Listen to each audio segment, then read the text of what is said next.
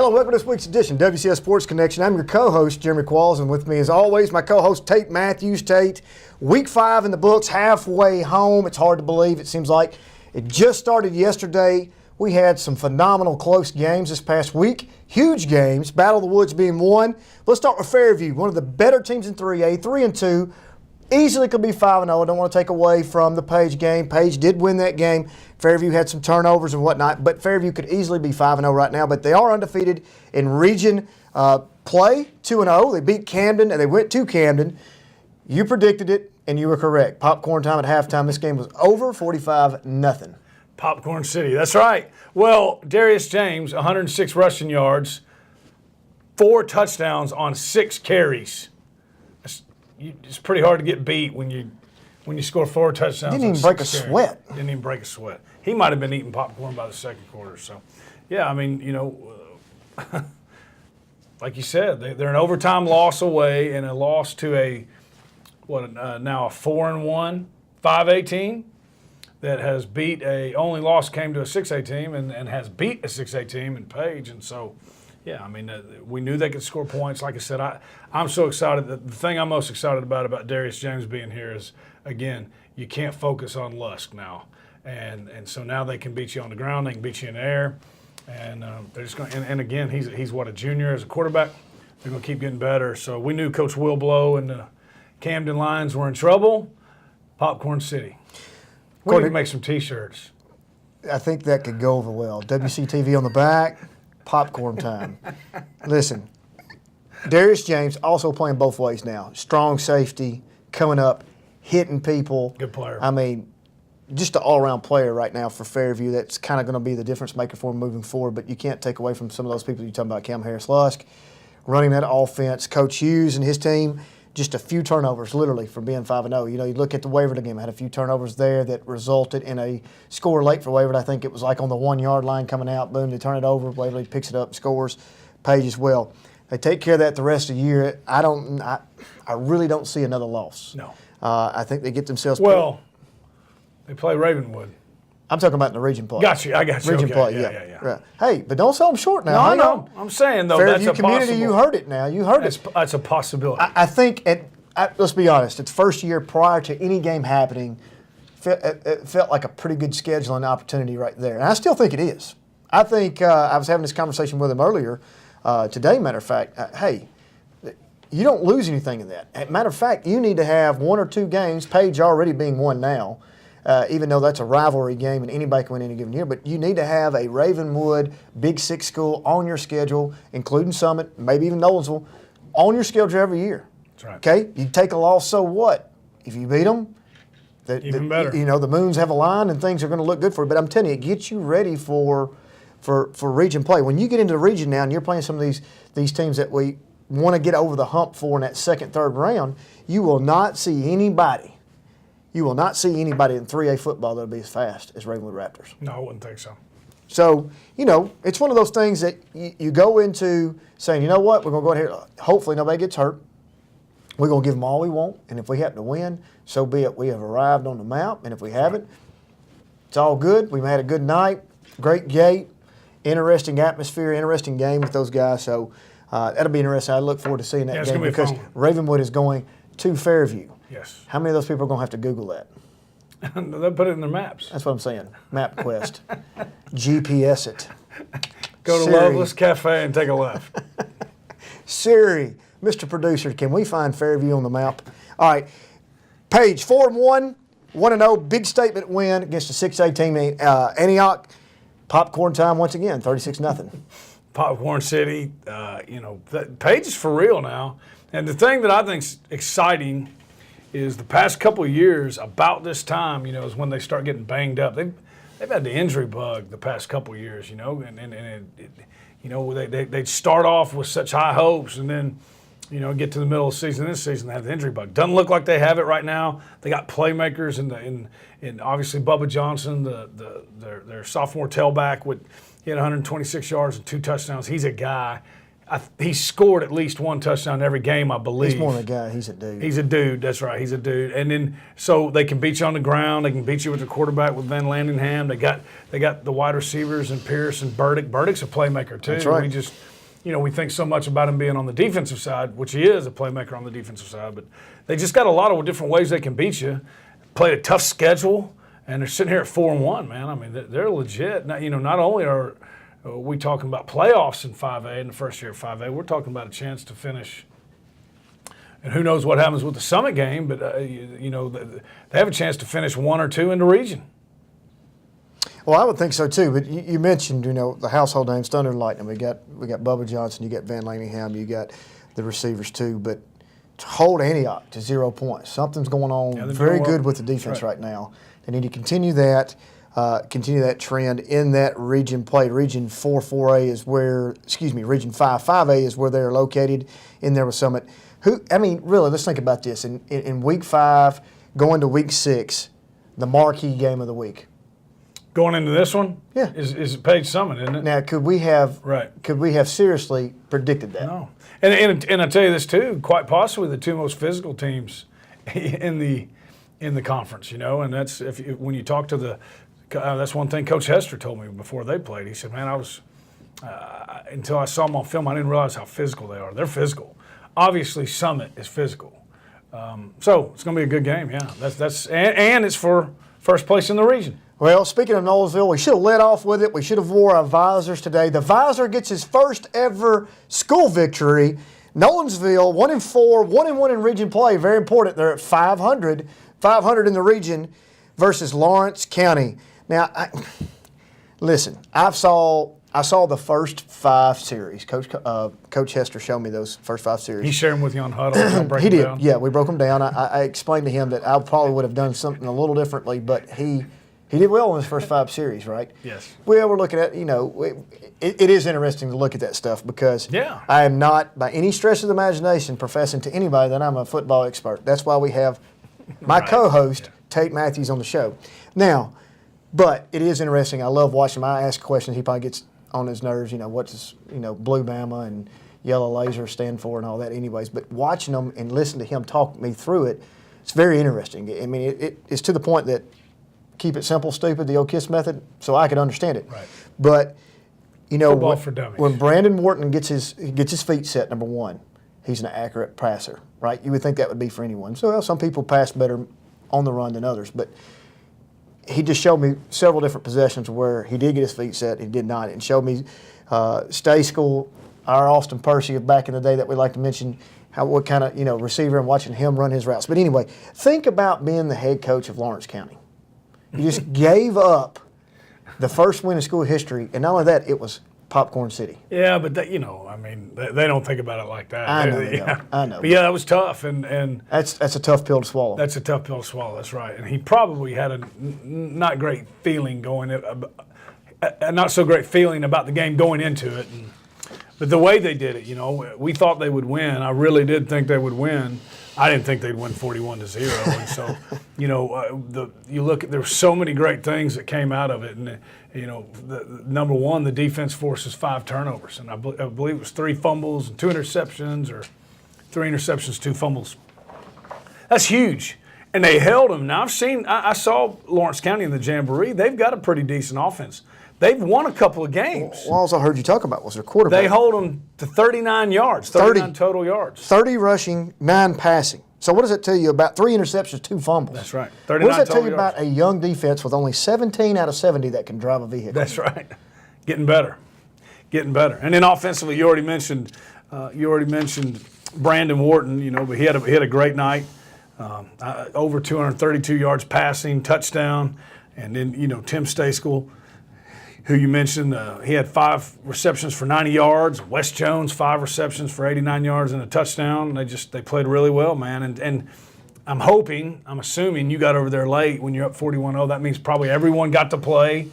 Obviously, that has not happened this year. People will leave. That's a great deal. So you pull in, people are leaving. I'm like, what are we doing? I thought, at the point in time that I left the Battle Woods, before I could get back to the Battle Woods, was the fact that it was halftime. I left, got over there.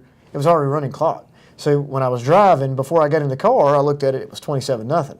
I'm thinking, man, they need one more. And I was just worried that, hadn't won a game. Right. Lawrence County would mount some type of charge coming back.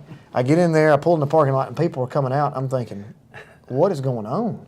Get over there, look at the scoreboard, it's 41-0. But you mentioned Brandon Wharton right now for the season, 116 yards rushing, 830 through the air, 7 touchdowns total, 946 yards.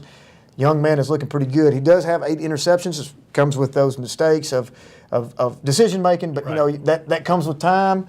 As the year progresses, I think that number is going to stay hopefully around that 8, 9 range. Yards keep increasing. Where can Nolensville go here, man? Hey, you get one more win in this region, you got a shot at getting in. You get 2 more wins, you're going to get in. Well, obviously, Spring Hill's already in the bag. They've already played that one. Marshall County is going to be a tough one, if we're being honest. But hey, it's kind of like Fairview and Ravenwood, like you said. Let's line up and play. Let's play it. Give them our best shot, which he and they will. Maplewood, I don't think that's – some people might think that's – I think they might have a hard time stopping Maplewood, but I think Maplewood's going to have a hard time stopping Nolensville's offense, and they keep getting better. So I think that's a very – Marshall County beat Maplewood 14. Now, if you're playing that type of game, which you really can't, and say, well, if they did this and they did this. Right. But you look at it, I'm not so sure that Marshall County is completely out of the realm. No. Now, are they They're not are the they same better? team they were last year. Yeah, they're better. Are they better than Nolensville? Probably right now at this moment. But is it out of the realm of possibility? No. So, anyway, Centennial, 2-3, 2-1 on the year, just what the doctor ordered. You called it. We both called it. Dixon County at Dixon, 46-14, popcorn time, late scores for Dixon there, but that's exactly what Coach Christ and his group needed. Yeah, they needed it. They needed it big time, and the great thing is they got that offense going again. And again, I'm not sure. I'm not sure if Trey played. If he did, he wasn't full speed. He wasn't 100%. So, and to see them still score 46 points, that's great. And the two-headed monster in the backfield. We talk so much about Summit's two-headed monster in the backfield. Sometimes we forget about Centennial's. But Trey Carlton went for 133 yards and a touchdown, and then Jariel Wilson goes for 132 yards and 3 touchdowns. So that's pretty dang good tandem right there. Trey Carlton, sophomore, right? Future's bright in that particular spot for that young man. For you math teachers, yes, that's over 300 yards. That's 29 carries combined between Trey Carlton and Jariel. That's 10.9 yards per carry. That's first down every time you touch the ball. That's pretty stout. That's pretty strong. Dixon County, 0-5 right now, struggling. Yeah. Have not seen them play. I don't know if you've seen them play. There's only one positive that they have for being in this region. They have good gates. They do have good gates. We bring good crowds. We do bring good crowds. I'm not sure that they return a favor on that. But Dixon County, yes, in Region 6A, I can only remember one Dixon County win since I've been here in football. Can you remember that nugget? And not that I want to rehash it or relive it. I racked my brain the other day trying to win. I believe it was against Brentwood 3 years ago, my first year here. Wow. It's pretty strong. So, Are you all going to check that, Mr. Producer? Mr. Producer, please check my records there. It was either the first or second year, though, so this is, that was before you'd really They did get a win mark. against Brentwood. And when the errors come out there, he'll say, you're right. I like it. I think that's great. So, it's tough. I may move Mr. Producer to my new co-host. That'd be good. Co-hosts are important. Speaking of Brentwood, Battle of the Woods was this weekend. Brentwood, Ravenwood, the showdown. WCS game day was there. Man, the crowd. You can't say enough about our crowds. You can't say enough about our student sections. I can't say enough about the dark side. The Ravenwood Raptor student section being out there that early for game day across the way. Technically they're not a part of game day, but they were there. I mean, an hour before. And I'm not so sure they weren't filled before the Brentwood section was. I don't know. I mean, it's phenomenal. Here's what I took from it. Coach Daniels definitely believed they could win. That wasn't an act. He definitely believed they could win. And I think he rubbed off on his team, the student body, everybody. You know, they were there early, like you said, an hour before, because I think they expected to win. You know, and so they did. What a great, you know, you still have to call it an upset, in my opinion, even though Ravenwood's a really good football team. But I mean, you know, at the time, Brentwood's undefeated. I think ranked number 4 in the mid-state large school polls here in the mid-state, and was playing great football. You know, the thing that stood out to me was we asked Coach Crawford about it in game day. You know, the last 2 weeks, your starters have not played in the second half, and he said that's the number one goal. That's the number one challenge we have this week is we're going to have to play a full game. And, man, did that ring true. I mean, it was going to take 4 quarters to beat Ravenwood, and they did not have their 4 best quarters that they've had, you know, this season, and they come up short. Now, the positive thing about it is they're down 24-10 in the third quarter, and they score 13 points to cut it to 1. And then, obviously, everybody knows now what happened. They're driving. They're in field goal range. They're going to kick a field goal to go up, and they block it. Darius Harper takes it 80 yards for the touchdown. And so what an exciting game, what an exciting win, what a great rivalry. But there's a lot of positives that both of them can take out of it. And it was absolute pandemonium when that happened. I bet. But, you know, one thing you got to look at, Brentwood's not done by any stretch of the imagination. Are you kidding me? You know, how many people would like to see this in a rematch in the playoffs? Carson Shacklet did throw 2 interceptions, which is a little out of character. For but let's not I didn't see him. You did? Did you see him? Yes. Were they mistakes or were they forced? I mean, here's what we're finding out week by week by week. You know, you've heard of Garcia and Stallcup and Holmes and Shear and all that, right? Darius Harper now comes and makes a play. You know, Ravenwood's got athletes, man. They've got some skilled players. They got playmakers, and they keep stepping up. So, well, they use a moniker Raptor Fast, right? Right. They are super fast at every position. They are a fast football team. They may not be the most physical. They may not be the most biggest in size, anything like that, but they are super fast at every position. That's something that they've done a real good job of.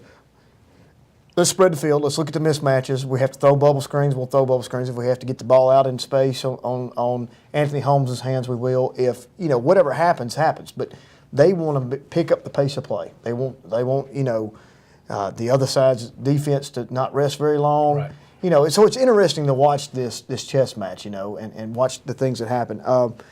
C.J. Grissom, nine tackles. You know, it's the same old thing for him. He's averaging 9-10 tackles a game. It's a bright spot for them. And you know, Coach Crawford is his team is going to be fine.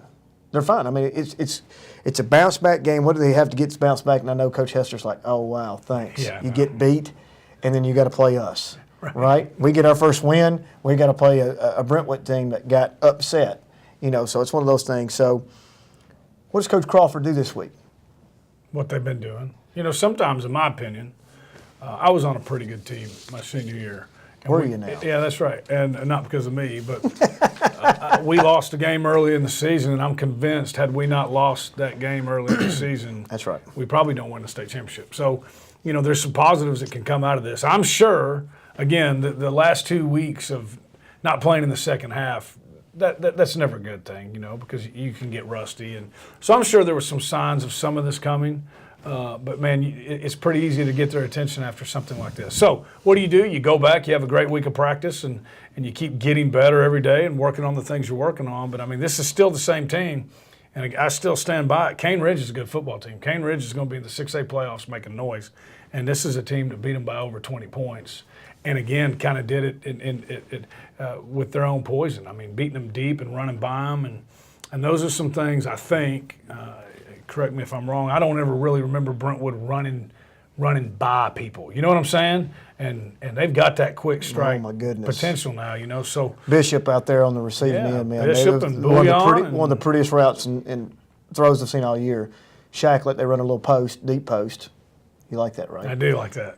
Bishop lined up on the right-hand side at wide receiver. He drops back. He throws a ball dead middle of the field. And at one point in time, there was nobody there.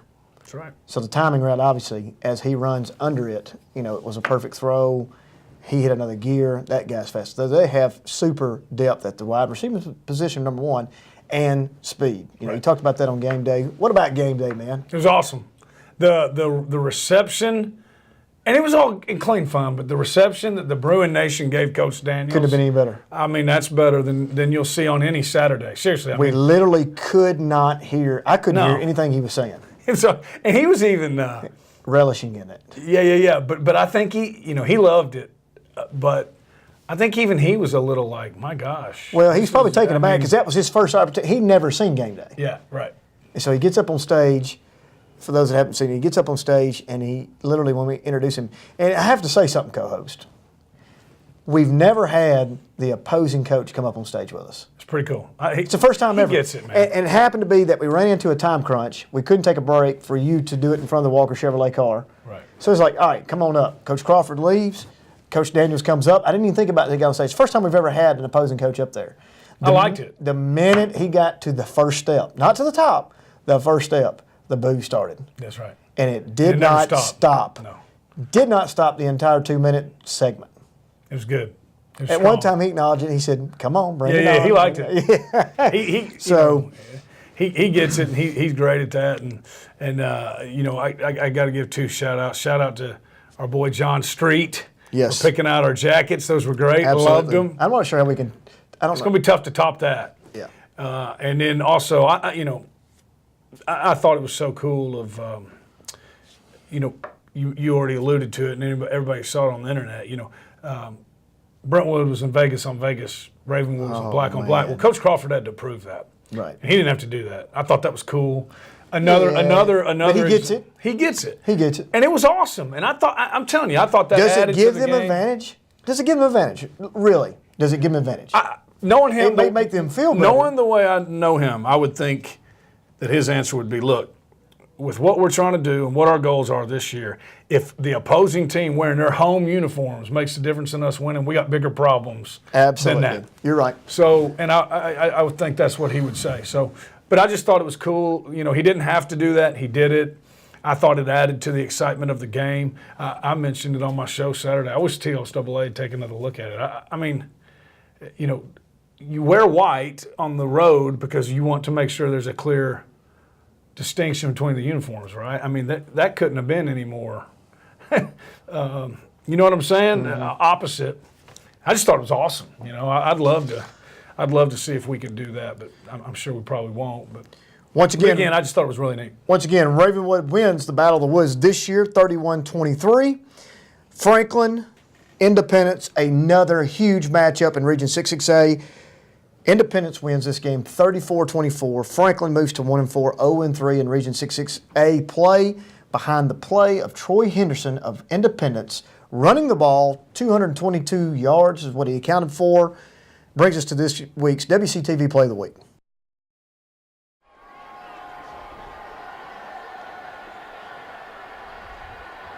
Cisco again, the inside give. That one finds Pater all the way. You won't catch him. That is number 21, Troy Henderson. Takes it 80 yards. Big score for Independence.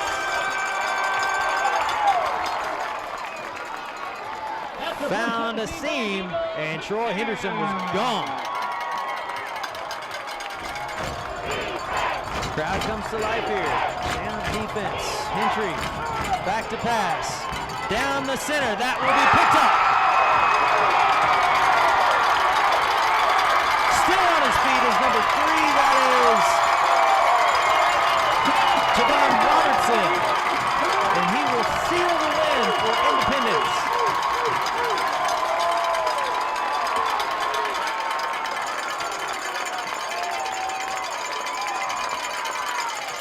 As you can see right there, you don't see that a whole lot. That explosiveness, hitting the hole right there just like he did in that play, defines this kid. He may be our breakout star right now. They may have figured something out. Quarterback play was not probably where they wanted it to be. All of a sudden, he rushes for 200-plus yards. You got to roll it, man. You got to keep going. Right. Yeah, well, and he's, as you see right there, he's a guy who can turn something into 70, 80 yards, and he gets through the line. Great job by the line. He gets through the line untouched, and And I loved, if you watch that, he's going a little bit to the left. Free safety takes a little bit of a bad angle on him. Right when he gets to him, Gone. There's nothing he can do except Olay at him, touchdown, and nobody's catching him. So, that's I think they're going to have more of that. So, tough loss for Franklin, man. They've probably played the toughest schedule of anybody. We keep mentioning Independence has got the toughest schedule, but obviously, you got to look at Franklin, and it could have gone either way on most of these games too, man. It's so close for those guys.